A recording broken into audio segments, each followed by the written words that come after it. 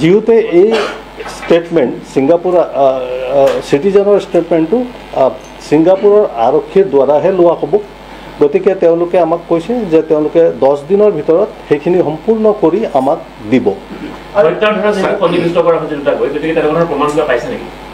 তদন্ত এতিয়া চলি আছে। তদন্তত কি প্ৰমাণ পোৱা হৈছে এই বিষয়ে এই মুহূৰ্তত মই মন্তব্য কৰাটো উচিত নহয়। ইতিমধ্যে আপোনালোকে জানে যে তেওঁলোকে ছিংগাপুৰ আৰক্ষীয়ে এটা প্ৰেছ বিজ্ঞপ্তিও দিছে যে 90 দিনৰ ভিতৰত তেওঁলোকৰ তদন্তৰ প্ৰতিবেদন তেওঁলোকৰ নিয়ম মতে তেওঁলোকৰ কৰোনাৰ্ছ বুলি এটা অফিচ আছে, কৰোনাৰ্ছক দিব আৰু তাৰ পৰৱৰ্তী ব্যৱস্থা কৰোনাৰ্ছে গ্ৰহণ কৰিব। আমি যিটো আইনত BNSSত যি সময়সীমা আছে সেই সময়সীমাৰ ভিতৰত আমি কোৰ্টত প্ৰতিবেদন দাখিল কৰিম। আমাৰ ষ্টেটমেণ্ট চলি আছে। আজিও দেখিছে আপোনালোকে গৰিমা শইকীয়া গৰ্গ তেখেত SITৰ সন্মুখত আহিছে। তেখেতৰো ষ্টেটমেণ্ট আমাক দৰকাৰ। তেখেতৰ ষ্টেটমেণ্ট লৈ থকা হৈছে আৰু এতিয়ালৈকে প্ৰায় 70 জনতকৈ অধিক লোকৰ ষ্টেটমেণ্ট লোৱা হৈছে। ভিজিট কৰোঁতে কেনেকুৱা ধৰণৰ আপোনালোকে পালে, যিহেতু আপুনি উল্লেখ কৰিছে পিঅ' ভিজিট কৰাৰ কথা?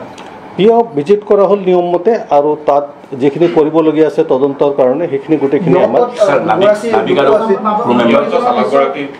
সেইটো মই ইতিমধ্যে কৈছোঁ যে যিসকল ছিংগাপুৰিয়ান চিটিজেন নাবিক বা চালক তেওঁলোক ছিংগাপুৰিয়ান চিটিজেন।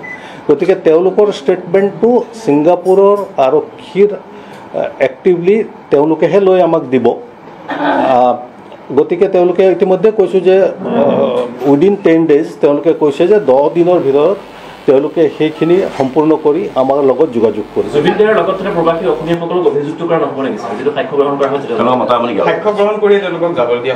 চাওক, এতিয়া তদন্ত চলি আছে। তদন্তৰ শেষত আমি আদালতত আমাৰ ৰিপৰ্ট দাখিল কৰিম। তাত তদন্তত আমি যি ধৰণে সাক্ষী প্ৰমাণ পাওঁ সেইমতে আমি আদালতত আমাৰ প্ৰতিবেদন দাখিল কৰিম।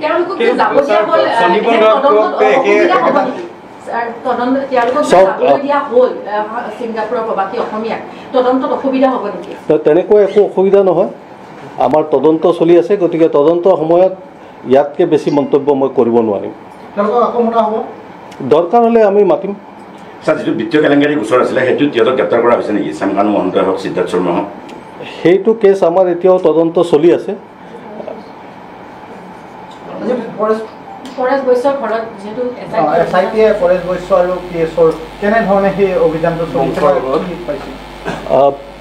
তেওঁলোক দুজনৰ একাউণ্টত যথেষ্ট পৰিমাণৰ ধন পোৱা গৈছে। সেই ধন তেওঁলোকৰ যি লিগেলি আৰ্জিত তেওঁলোকৰ দৰমহাৰ মতে সিমান ধন তেওঁলোকৰ একাউণ্টত থাকিব নোৱাৰে।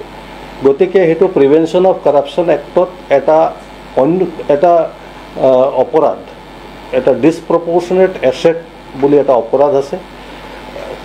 চিফ মিনিষ্টাৰ ভিজিলেন্স চেলত 2 জনৰ এগেইনষ্টেড আৰু পৃথক ডিছপ্ৰপৰ্চনেট এছেটৰ কেছ ৰেজিষ্টাৰ কৰা হৈছে আৰু সেই কেছৰ তদন্ত এতিয়া চলাই থকা হৈছে। সেইটো ভিজিলেন্স চেলে চলাই আছে। সেইটো ইনভেষ্টিগেশ্যনত SIT জড়িত নহয়। সেইটো বাস্কা পুলিচ তেওঁলোকে ইনভেষ্টিগেশ্যন কৰিব। ধন্যবাদ।